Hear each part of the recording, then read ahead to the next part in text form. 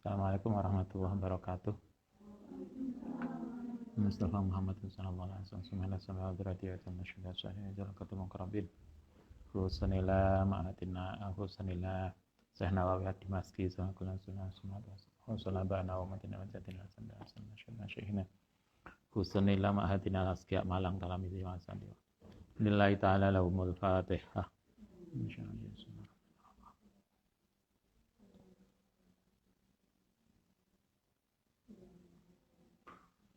Bismillahirrahmanirrahim. Faslun fi qouli rajuli.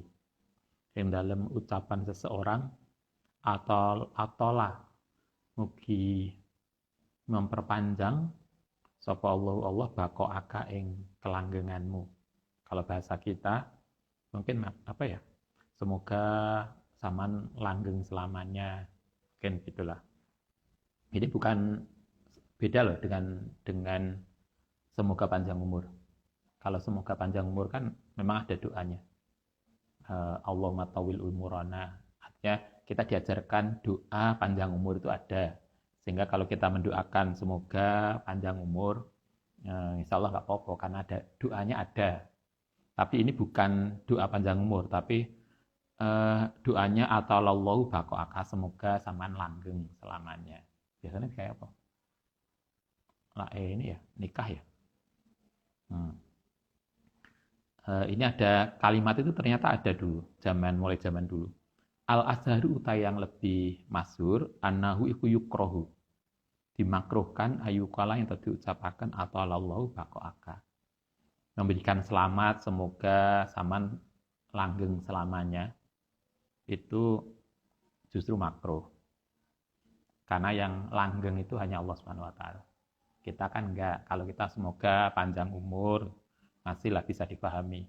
Tapi kalau langgeng, kata bakok itu dipakai untuk Allah Subhanahu wa taala. Sehingga kemudian kalau kita mendoakan begitu, maka yukrohu, dihukumi makruh. Kayaknya pemilihan kalimat itu penting.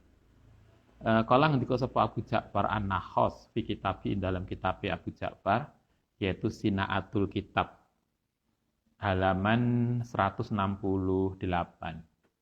Kariha menghukumi makruh sapa ba'dul ulama'i. Sebagian ulama mengatakan hukumnya makruh qauluhum ing ucapane manusa atallahu bakoaka atalah mugi memperpanjang sapa Allah bakoaka ing kelanggenganmu. Semoga langgeng selamanya. Kayak gitu. Itu sebagian ulama, tetapi warohoso. Tetapi ada yang memberikan keringanan di dalam ini sapa ba'du.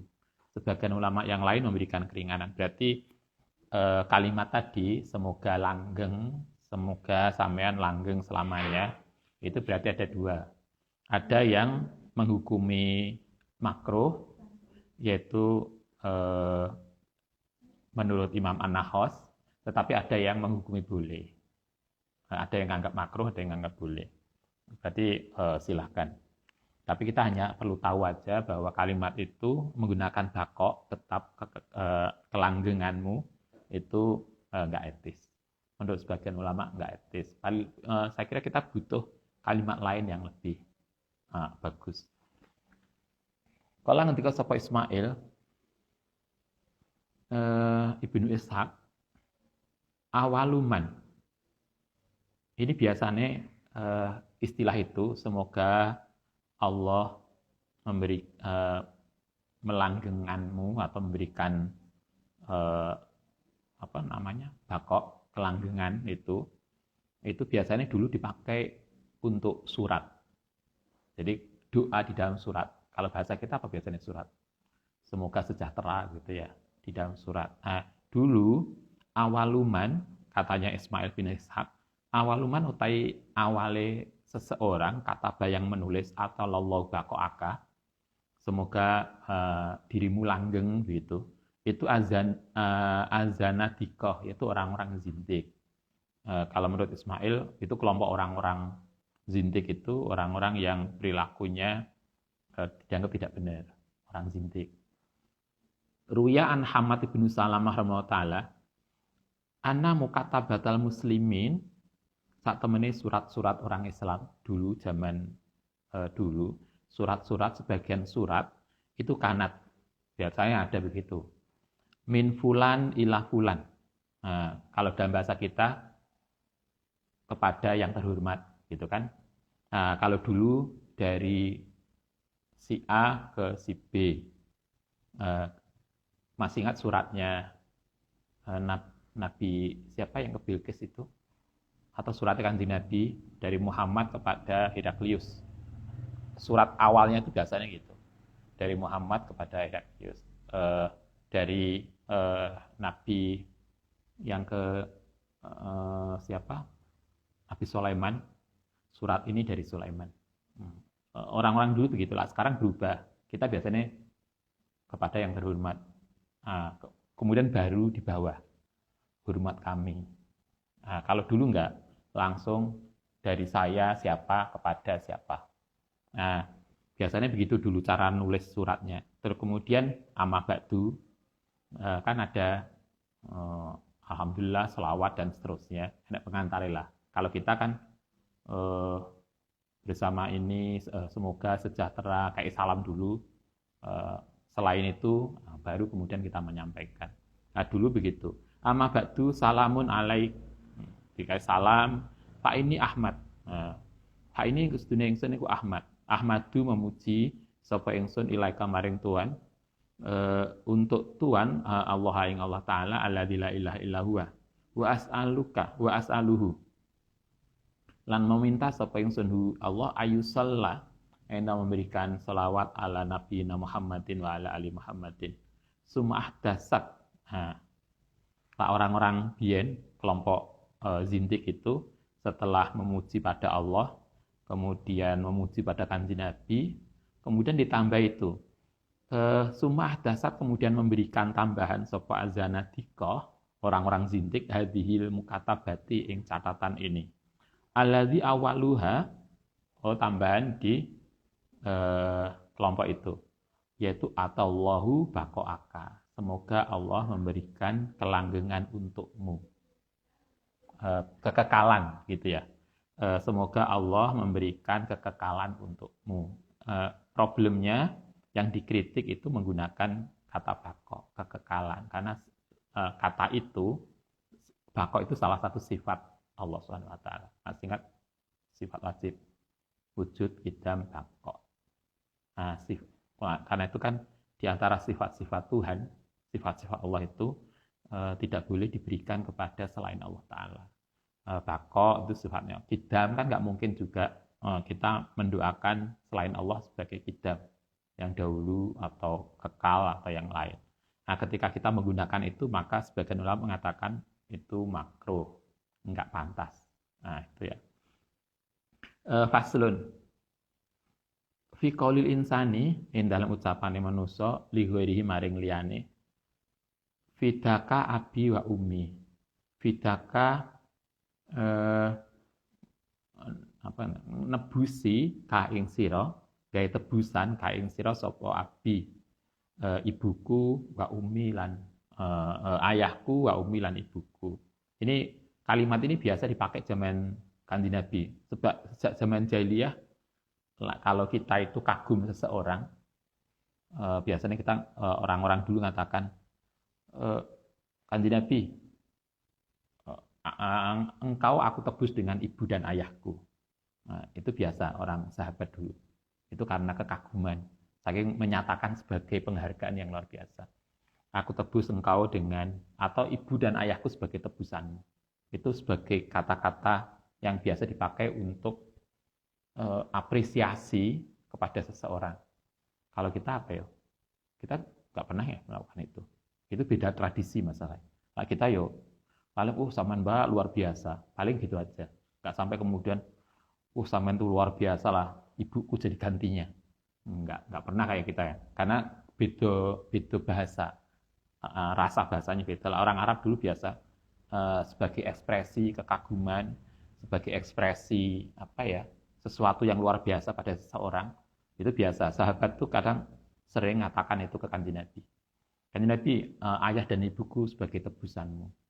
Itu menunjukkan bahwa dia mengagumi Kanjeng Nabi atau memberikan penghargaan pada Nabi atau melakukan sesuatu pada Nabi. Nah, bagaimana kalimat itu? Fidaka abi wa umi, ibu dan ayahku sebagai tebusanmu. Boleh nggak menggunakan kata-kata itu? Al-madhabu utai madhab as-sahih, madhab yang sahih, al-muhtar, yang dipilih, iku anau layukrohu, tidak makruh. Apa qaulul insan, ucapane seseorang, lighairi maring liyane, fidaka abi wa umi. Itu boleh, tidak makruh. Karena di dalam banyak hadis, para sahabat itu juga mengatakan itu, dan Nabi tidak melarang. Karena itu boleh. Kalau enggak fidaka abi wa umi, atau boleh juga au ja'alani Allahu fidaka. Semoga aku bisa menjadi tebusanmu. Kalau bahasa kita apa ya? Mungkin karena kita saking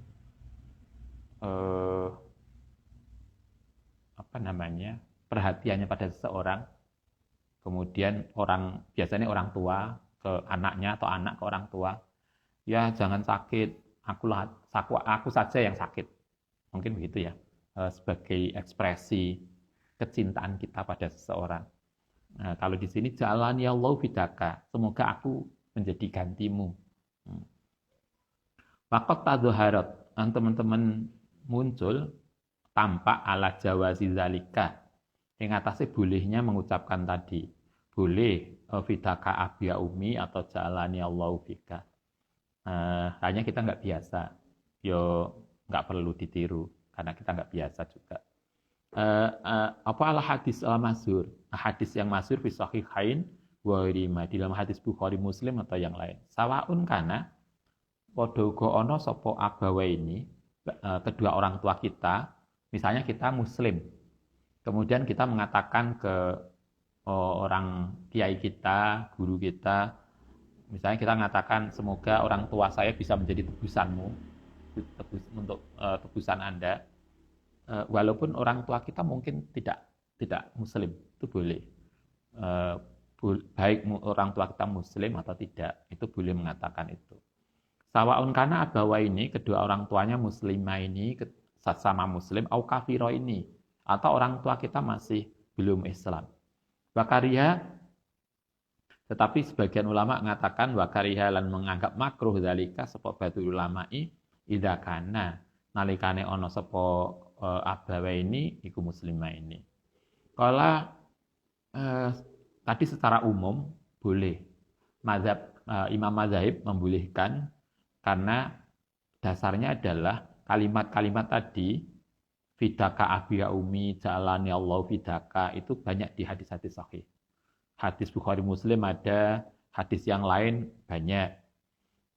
Karena itulah sebagian besar ulama membolehkan. Tetapi kalau ngendika sapa An-Nakhos, Imam An-Nakhos wa kariha, dan menganggap makruh sapa Malik bin Anas, sapa Imam Malik.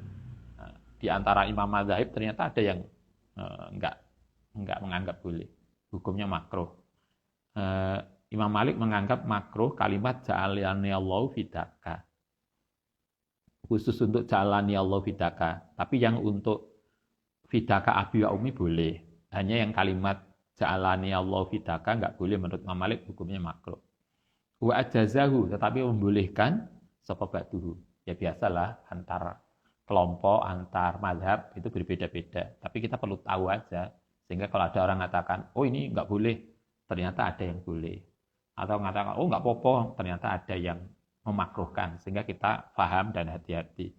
Kalau nanti ke sepal qadiyat zahaba, berpendapat sepala ulama'u ila jawazi dzalika. Kalau menurut qadiyat, jumhur ulama, maksudnya mayoritas ulama itu menganggap boleh. Yang enggak boleh tadi kan Imam Malik saja. Tapi sebagian besar jumhur mayoritas boleh. Saun kana padha ana sapa mufaddabi, orang yang sebagai tebusan iku musliman. Jadi artinya tadi kayak di atas tadi, baik orang tua kita yang dijadikan tebusan itu muslim atau kafiran. Itu sebagai informasi aja. Di kita tidak lazim. Kita nggak biasa menggunakan itu. Qultu waqad jaa fil ahadits sahih fi jawazi dzalika. Banyak hadis sahih yang menunjukkan bolehnya layuh so, hadisnya tidak terhitung yang membolehkan itu. Tetapi wakot nabahtu, tetapi mengingatkan sapa ingsun ala jumalin. Wakot nabahtu lan teman-teman sudah mengingatkan sapa ingsun, memberikan catatan ala jumalin secara global minha saking hadis-hadis tadi fi sarah Sahih Muslim dalam sarah Sahih Muslim. Imam Nawawi yang ngarang kitab ini itu juga nulis sarah Sahih Muslim. Itu sudah dijelaskan ada di sarah Sahih Muslim juz 15 jilid 15 halaman 184. Oke, faslun. Itu tadi informasi-informasi yang terkait dengan kebiasaan yang dulu telah dilakukan pada masa dulu. Kita sekarang ganti bab. Faslun fil miroi. Fasa tentang miro. Nanti miro itu apa? Itu ada di belakang.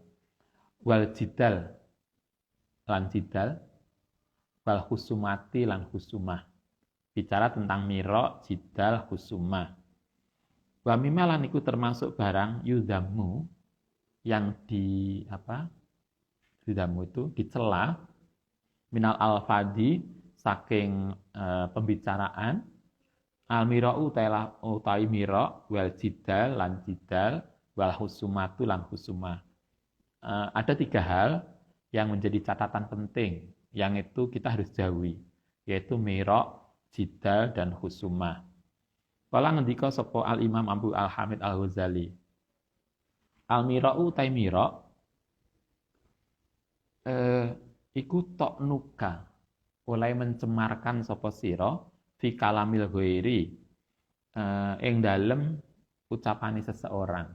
Mira itu adalah kita menunjukkan kelemahan ucapan seseorang. Kita biasanya bahasa kita? Misalnya kita diskusi. Kemudian ada teman kita yang presentasi atau ada teman kita yang nanggapi, kemudian kita mengkoreksi kalimat dia atau gagasan dia dengan untuk menunjukkan bahwa kalimat yang dia pakai itu salah. Sekaligus di dalam konteks ini menunjukkan bahwa kita lebih dari dia. Nah, itu mirok. Bahasa kita apa itu? Menunjukkan kesalahan orang lain sekaligus pada yang sama menunjukkan kelebihan kita. Jadi motivasinya menjatuhkan orang dan menunjukkan hebatnya sendiri. Jadi di dalam diskusi itu kan banyak ada yang tulus. Kalau Ustadz biasanya mengikuti diskusi mahasiswa, apakah di S1 atau di Pasca, ada orang-orang yang tulus bicara tentang tema yang kita kaji. Tapi kan ada yang hanya syukur ngomong, sembulet, enggak jelas.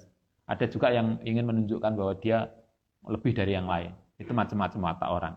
Nah, miro itu adalah upaya yang kita lakukan untuk menunjukkan kesalahan orang lain dan sekaligus pada waktu yang sama menunjukkan hebatnya kita sendiri. Itu miro. Ta'nukah fi kalamil ghairi. Itu salah satu perilaku yang harus dijauhi. Al-mira'u, kenapa? Li'idhari kholalin, untuk menunjukkan cacat, kekurangan, fihi ing dalam kalamul ghairihi, li ghairi gharadin, tanpa ada tujuan, siwa tahkiri qailihi, selain untuk menjatuhkan orang yang berbicara. Kalau di dalam kalau kita belajar logika, itu ada dalam diskusi itu ada orang yang ketika diskusi mengoreksi kalimat orang. Jadi bukan gagasannya. Kok gawe itu istilah itu kan nggak benar. Jadi yang dikoreksi itu bukan gagasan utamanya, tetapi kalimat yang dia pakai mungkin salah. Itu mungkin miro. Ada lagi yang ketika diskusi itu yang didiskusikan itu bukan gagasan, tapi menyerang pribadi yang bersangkutan. Kalau di dalam bahasa logika namanya argumentum ad hominem. Jadi mempertahankan diri dengan cara menyerang pribadi lawan. Dan diskusi itu perilaku-perilaku yang nggak benar. Sering misalnya contohnya gini, kita diskusi, Ini santri ada santri senior, ada santri baru. Kemudian ketika diskusi mulai panas, santri baru memberikan argumentasi yang bagus. Yang santri senior ini merasa kalah, merasa argumentasinya nggak kalah dengan yang baru. Agar dia bisa memenangkan ini diskusi, kemudian mengatakan, Anda ini tahu apa toh? Anda kan baru mondok kemarin. Saya lebih senior. Jadi dia tidak mendiskusikan argumentasinya, tetapi menyerang pribadi. Kamu kan baru mondok kemarin, toh? Kamu kan baru semester 3. Saya udah semester 7. Ini berarti contoh kita, seseorang menjatuhkan lawan diskusi dengan menyerang pribadinya. Ketika dia bilang, kamu kan baru semester 3, itu kan pribadinya, bukan argumentasinya. Ada yang begitu. Ada lagi yang mengkoreksi tadi kalimat-kalimatnya. Mungkin Mirok itu begitu. Jadi orang yang suka mengkoreksi kalimat yang dipakai oleh orang lain, tujuannya hanya untuk menunjukkan bahwa kalimat yang dia pakai salah. Wa idhari mazatika, sekaligus pada waktu yang sama, wa idhari mazayatika, untuk menunjukkan kelebihanmu alaihi ngatasé dia. Itu Mirok, dan itu perilaku yang oleh Al-Ghazali, oleh Mbak Nawawi, itu salah satu perilaku yang tercela. Itu satu. Kedua, wa amal jidal. Jidal itu debat. Fa ibaratun, mongko sebagai ibarat an miroin. Dari mirok, jidal itu hampir sama dengan mirok. Hanya nanti kalau dalam jidal, kalau mirok jelas ya, mirok itu hukumnya tidak boleh. Jidal, debat, itu bisa boleh, bisa tidak. Jadi hukum debat itu ada dua. Dia mirip dengan mirok tadi, Pak, dia lebih substantif. Jadi kalau mirok itu ngoreksi kalimatnya, ngoreksi kesalahan, mencari kesalahan orang lain. Tapi kalau debat itu motivasinya bisa mencari benar, bisa mencari tidak benar. Sehingga kalau motivasinya mencari benar, hukumnya boleh. Debat itu boleh kalau motivasinya untuk mencari kebenaran. Tapi kalau motivasinya mencari kemenangan, bukan kebenaran, dan menjatuhkan orang lain, ya itu yang nggak boleh. Ya ta'alaku yang berhubungan bi'izharil madzahibi, untuk menunjukkan pendapat, wa takririha lan menetapkan madzhab. Itu jidal. Wa amal khusumatu, yang ketiga, sekarang khusumah. Khusumah itu apa? Khusumah itu apa bahasa kita? Permusuhan, tapi bukan fisik. Khusumah itu kalau orang Jawa mengatakan, dulu makna Jawa itu poropadu. Apa ada bahasa kita? Tengkar ya? Kalau tengkar itu bisa fisik. Khusumah itu bukan fisik. Jadi debat panas, saling menyerang. Jadi kalau mirok ini tingkatan komunikasi. Mirok itu mencari kesalahan kalimat yang dipakai orang lain. Kalau debat itu lebih tinggi. Kalau khusumah itu suasana debat yang lebih panas, yang emosional. Khusumah itu apa? Halijajun, mongko mendesakkan, memaksakan fil kalami dalam ucapan. Jadi kalau sudah khusumah itu maksa, kalimatnya keras dan memaksa, memberikan intimidasi. Liustaufa, supaya bisa dipenuhi di kelawan khusumah apa maksudun, tujuannya. Jadi kalau sudah khusumah itu memaksakan orang lain untuk menerima pendapatnya, memaksakan bukan benar atau tidak, tapi dia harus menerima gagasan saya. Tujuannya adalah agar terpenuhi tujuannya, yaitu min malin, untuk mendapatkan harta awherihi atau selainnya. Batarotan, lan terkadang yakunu ono poal khusumah tadi ibtidaan, memulai duluan. Khusumah itu bisa memulai duluan. Batarotan yakunu iktirodon, sebagai penentangan. Wal mira'u utai mirok iku layaku ora ana pamira ila iktiradan kecuali penentangan. Itu bedane antara husumah, jidal, mira. Husumah itu tingkatan yang paling tinggi. Memaksakan kehendak itu husumah. Tengah-tengah itu jidal. Jidal itu jadi kalau dibuat presentasi ya, persentase husumah itu paling tinggi. Di mana orang kemudian memaksakan kehendak untuk mendapatkan sesuatu. Itu husumah. Yang itu nggak boleh. Kemudian yang tengah-tengah itu jidal. Jidal itu diskusi. Yang dalam diskusi itu bisa untuk mencari kebenaran, bisa tidak. Kalau mencari kebenaran boleh, kalau tidak, tidak. Di bawahnya adalah mira. Mira itu kita mengkoreksi teman bicara untuk menunjukkan bahwa dia salah dan kita lebih baik. Itu juga nggak benar. Hadza kalamul Ghazali. Itu adalah penjelasan Imam Ghazali ada di dalam kitab Ihya beliau jilid 3 halaman 118. Oke, nanti kita lanjutkan besok uraian lebih banyak. Al-Fatihah.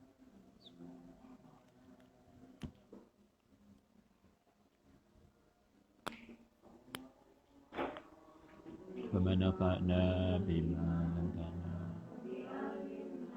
الَّذِي فَعُنَا رَمِي فَاكِهْنَا وَفَقِهَنَا فَقَرَوْمَاتِ الْأَنْفِدِنَا رَمَنَا فَعْنَا بِمَا لَمْتَنَا بِمَاكِهْنَا الَّذِي فَعُنَا رَمِي فَاكِهْنَا